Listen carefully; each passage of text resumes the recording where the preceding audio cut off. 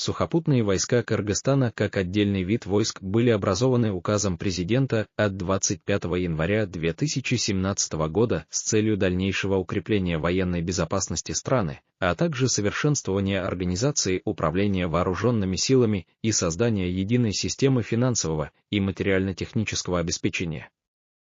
Образование сухопутных войск упорядочивало структуру войск и отменяло прежнюю систему подчинения воинских частей.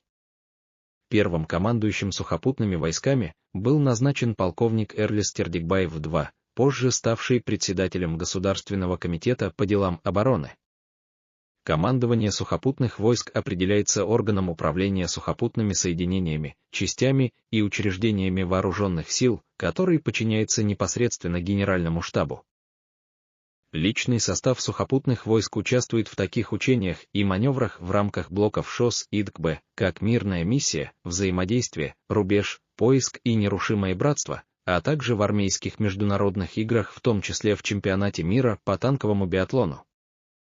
В частности, в 2018 году они участвовали в учениях Капсуздук 2018, формирование 2018, Шумкар, нерушимое братство 2018, Исыкуль, антитеррор 2018, взаимодействие 2018, а также в соревнованиях армейских международных игр по танковому биатлону, снайперской стрельбе снайперский рубеж, артиллерийской стрельбе мастер артиллерийского огня и так далее. По итогам 2018 года лучшей воинской частью сухопутных войск была признана ВСЛ Ч-52 806.